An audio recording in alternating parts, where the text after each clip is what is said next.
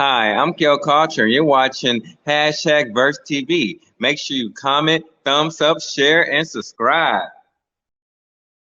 We grew up a team. Let's get into it.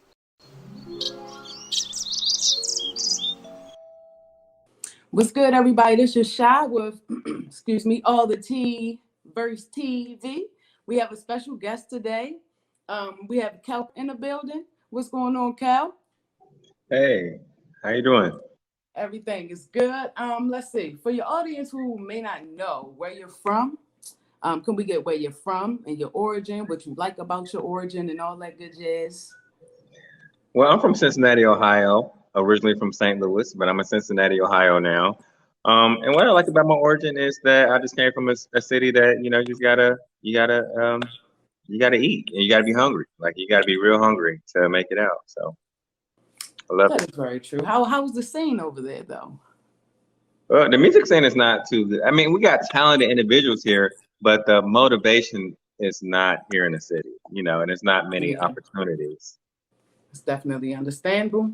How has your origin affected your work so far? Have you had any major influences, or you just rock to your own beat?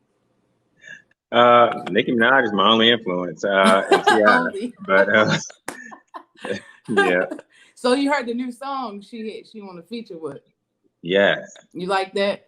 I like it. I like it. Yeah, I like that too. I like her voice on there.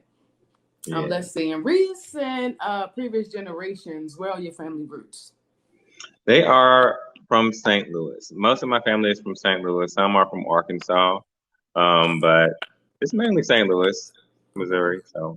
Have you ever moved out of St. Louis? Yeah, and that's why I moved out of St. Louis to move to Cincinnati. But yeah, they're all still down there actually. So it's just Okay, see, I me. heard something different. Okay. Now, but you ever go back is the question. Yes, I go back a lot. I go back whenever I get a chance. It's only 6 hours away, so it's a nice little drive. Oh, I've never been either place, so that's good to know. Now let's talk about your musical releases. Please give your Verse Tea family a sip of all the tea from your first album, uh, Mad at 'Em. You dropped the album top of the year, Mad at 'Em. Yes. Tell us a little bit about that.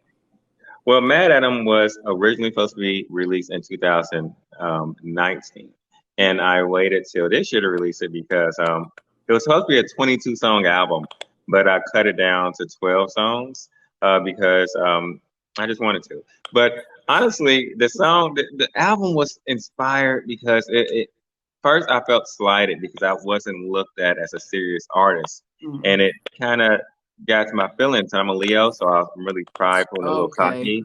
So a lot of the songs were stemming from that, like, oh, you don't think I'm good, and I'm better than you, really. So I was mad at him. I was very mad at a lot of Understandable. things going on. So I made that album.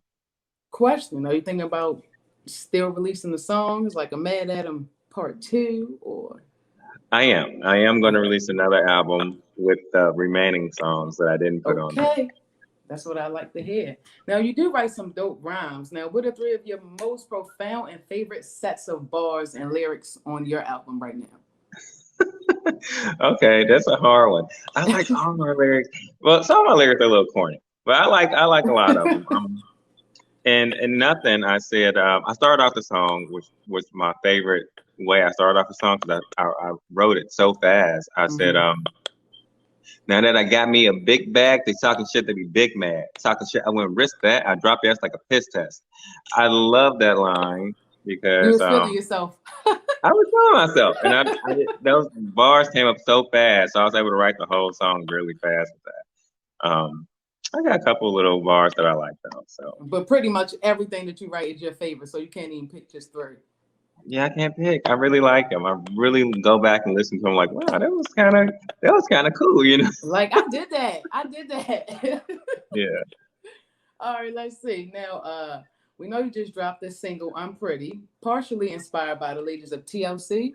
And Aaron Mack says I'm Pretty is his jam. So, um, the song is pretty deep, dealing with a cheating partner, drug use, domestic violence, with a little taste of redemption at the end.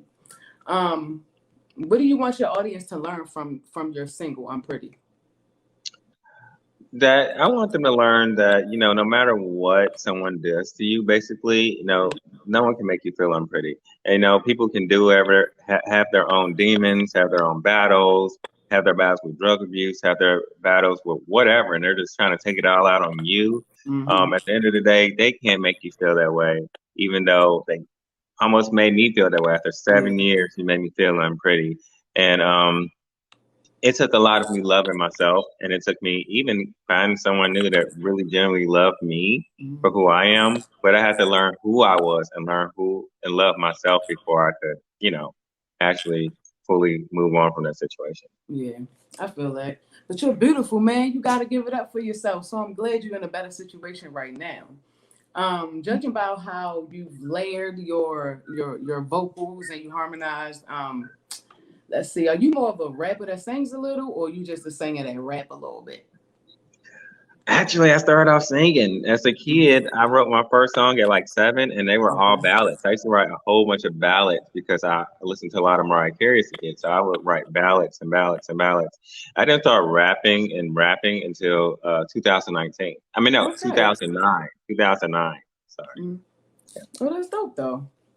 Who produce your beats? Like, do you make your own beats, or do you have like a special producer, or you just take samples from songs and produce your own? Actually, there is one producer I was using for a long time. His name is Young Lando. I found her originally on YouTube, and I was like, okay, I listened to one of his beats, and it was so good, and I started writing a lot of songs to his beats, and I emailed him and everything, and we were able to same, ideas. A lot of my beats are his beats. Okay. Unfortunately, I had to start stepping outside the box and finding other producers. But there's a lot of producers I use actually. In fact, the new album I'm working on, there's a different producer for every single song. Okay. It's all about progressing anyway. Shout out to the producer that did help you from jump. Now let's talk about you, Kel Couture, the artist in general. Where did you get your stage name from? Did you pick it? Is Cal like your nickname, your family name? How'd you come up with Kel Couture? Well, I don't have a nickname, but it's so Okay. funny that my friend at the time came up with the name Kel Culture. But everybody calls me Kel Oh, my Couture, which I bad. like I too. am. You're Yeah. good. You're good. Um, Kel Couture, that's what Mono Scott said too. Kel Couture. But I'm okay with it. But my friend came up with that name. We were Okay. sitting there thinking about names and Crazy K, and I'm like, no. And it was like, Kel K. I like Kel K. I wanted to be Kel K. And he's like, no, Mhm. Kel Culture. Do Kel Culture. And I'm like, why would I name myself Kel Culture? But it, it became a thing. It's stuck. My bad for messing that up too. I'm going so fast, but I do Are like you the name. good? You're good. Pretty catchy. You can always put Kel K, introducing Kel K, a little Kel K freestyle.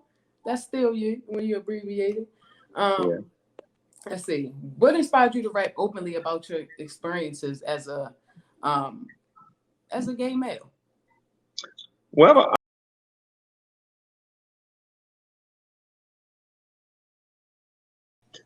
Kel underscore culture on Instagram, and it's Kel Culture on every platform. I don't usually use my Twitter, so don't get on there. I use it sometimes in the morning, but I don't use it much.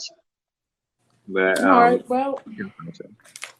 and tell them one more time where they can find all your music aside from your social media. Say they just want to go to your YouTube real quick. You can find it on Apple. You can find it on Spotify, on YouTube, any platform. Any platform is all on there. SoundCloud. I actually have more songs on SoundCloud than I got on other platforms, so you might Okay. be surprised with some of the SoundCloud stuff.